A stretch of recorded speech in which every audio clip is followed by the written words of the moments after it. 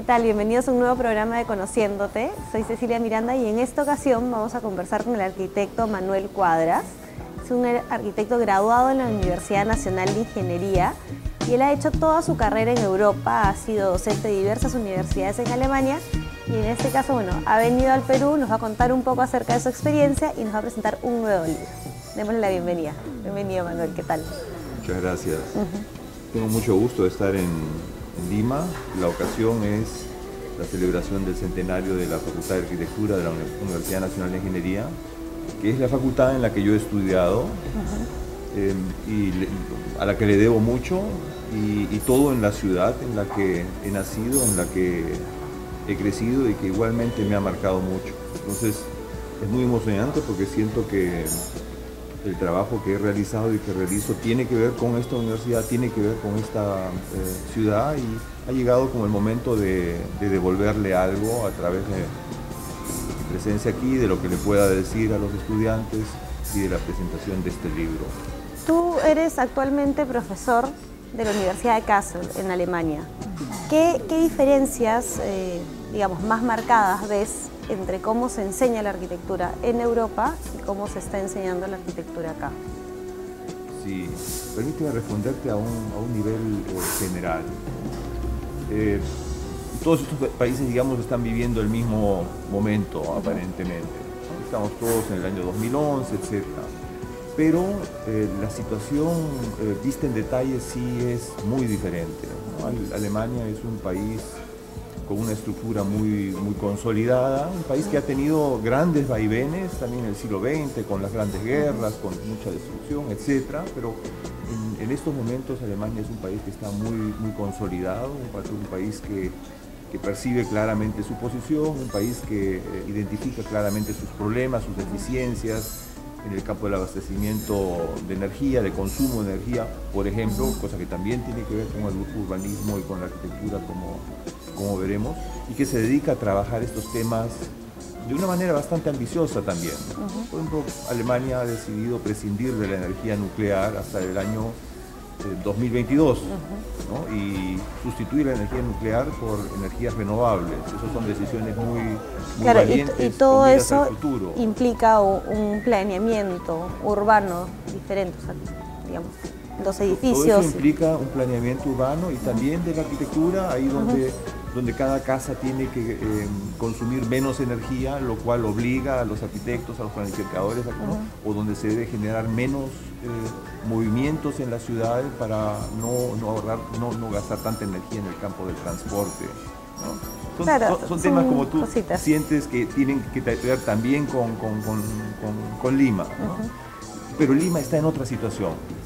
Lima ha tenido, y el Perú ha tenido décadas muy difíciles, tiene ahora una década de gran desarrollo económico. Es maravilloso ver al Perú florecer, al menos en partes. Sabemos que ahí hay también puntos delicados. Estamos en camino. Sobre lo que se va a tener que pensar, pero ese es lo que quería decir.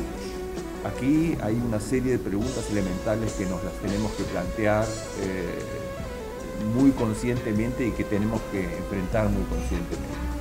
Lima es una ciudad que por un lado es enormemente vital. Eso no solo me ha impresionado a mí, sino a todos los que han venido a hablar en este congreso de la Universidad Nacional de Ingeniería del exterior. Es una ciudad que demuestra tener una vitalidad muy grande y ese siempre es el punto de partida de los planificadores y los arquitectos, ¿no es cierto? Planificar a un muerto no hace sentido porque no va a ser gran cosa. No, claro, nosotros estamos este caso, evolucionando. Estamos ante una olla de presión, ¿no es cierto?, que tiene mucha energía y que por lo tanto también genera muchos problemas, ¿no? Y el punto de vista urbanístico, porque Lima tiene el problema, usted es, especialista en urbanismo, Lima tiene el problema de que ha crecido muy rápido, sin un plan urbano, vamos a decir un poco caótico. Sí. Hace ya unas décadas y ahora estamos empezando a organizarnos y a ponernos, en línea. ¿Cómo ve que va este proceso? Se realizan grandes esfuerzos y las ventajas son muy claras, ¿no? Hemos circulado muy bien con ayuda del Metropolitano a través de la ciudad.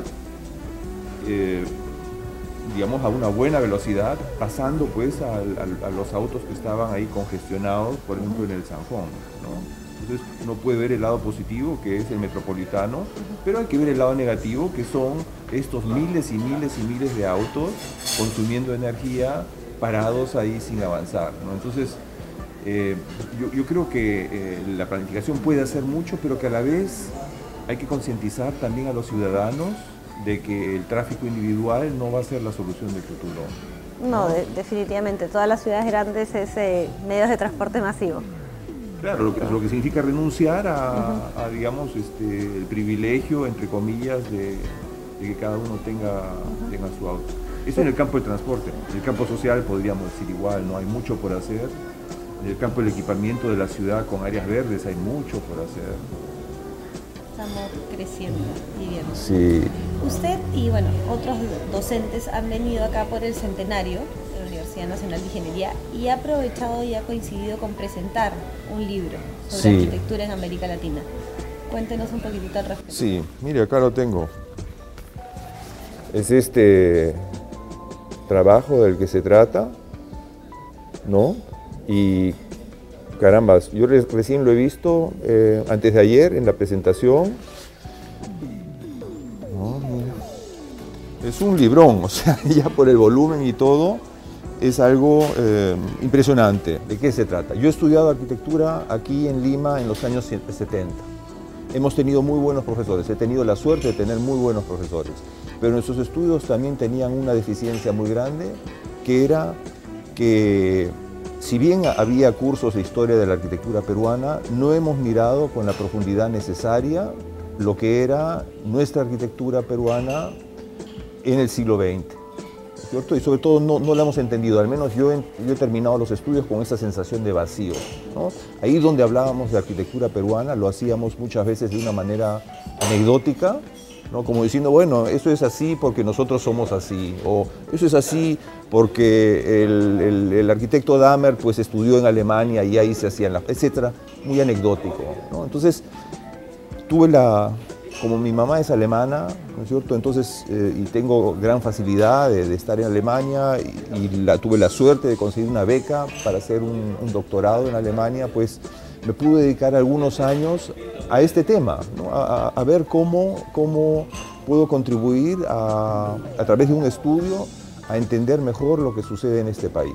Y me pareció importante no mirar solamente al Perú, o sea, no quedar en esa cosa anecdótica, porque nosotros somos así, ¿no? Así hemos sido siempre, sino comparar lo que sucede en el Perú con lo que sucede en los países hermanos, en los países vecinos, ¿no? En países más desarrollados como Chile, en países menos avanzados como Bolivia, ¿no? En países con condiciones más o menos similares como es el Ecuador. Entonces, de ahí surgió este trabajo como un estudio comparativo. Y es un estudio comparativo de las obras arquitectónicas más relevantes en esos países del siglo XIX y el XX. Es más, es el intento de establecer paralelos entre varios procesos, entre la historia de estos países, ¿sabe? Cuando uno vive en Europa, uno entiende la arquitectura, o en países industrializados, desarrollados, uno entiende la arquitectura directamente como consecuencia de las necesidades de un momento y de las posibilidades constructivas de un momento. Hay una relación bastante lógica, ¿no es cierto?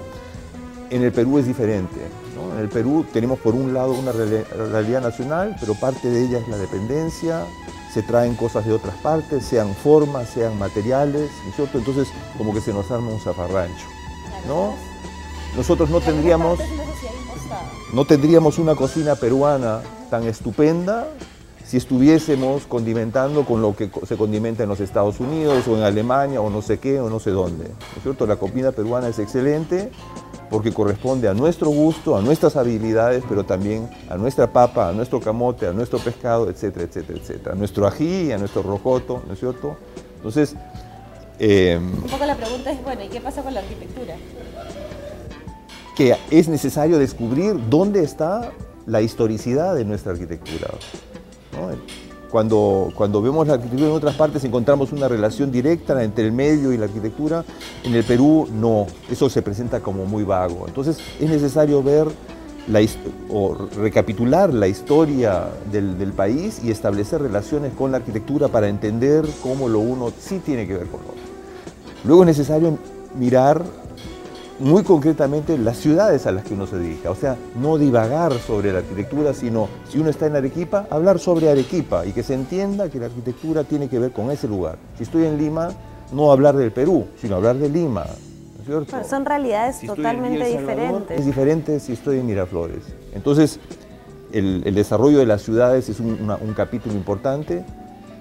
Uno tercero es el desarrollo de la profesión, ¿no? O sea, 100 años de Facultad de Arquitectura, ¿qué significa? Significa que antes de hace 100 años no hemos formado profesionales en el Perú. Entonces, no era raro que en el siglo XIX los que construían o eran arquitectos que venían de afuera, o tal vez peruanos que habían estudiado en París, por ejemplo, o simplemente maestros de obra, ¿no? Entonces, con el comienzo de la enseñanza en el Perú, recién hay arquitectos peruanos que han estudiado en el Perú.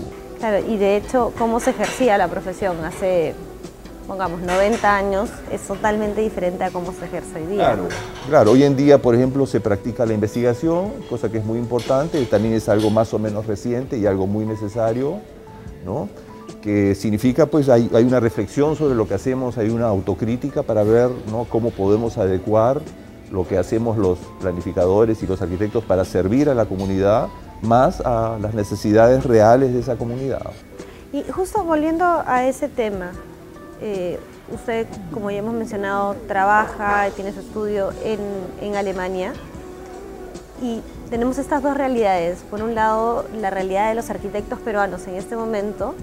¿Cómo la ve usted? ¿Cómo ve que son nuestras posibilidades en plano Latinoamérica? Yo siento todavía al Perú y a Lima como una esponja seca, ¿no?, que usted le echa agua y bueno, se chupa toda esa agua inmediatamente.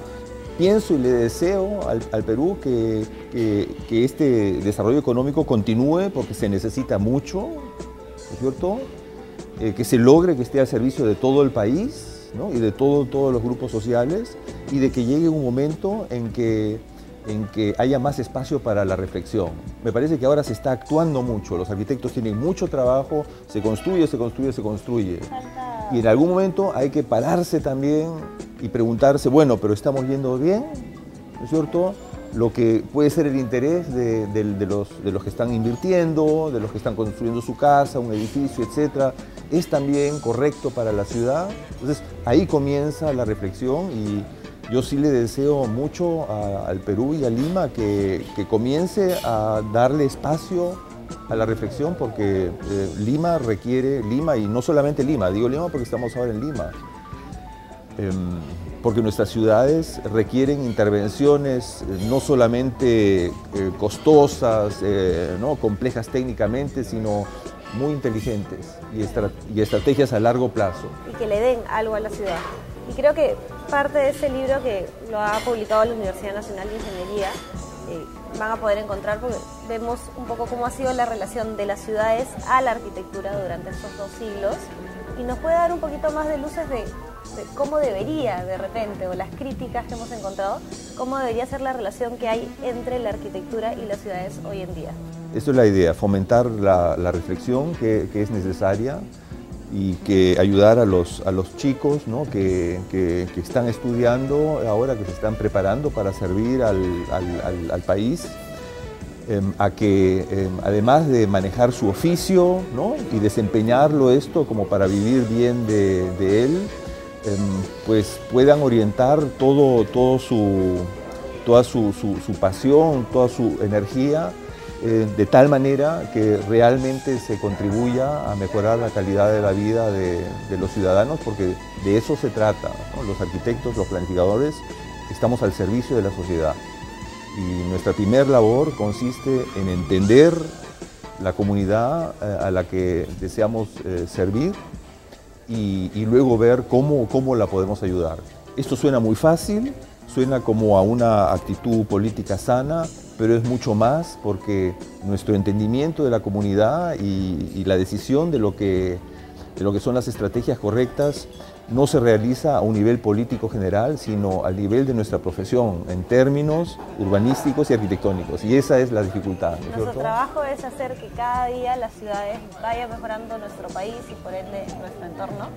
¿Me permite?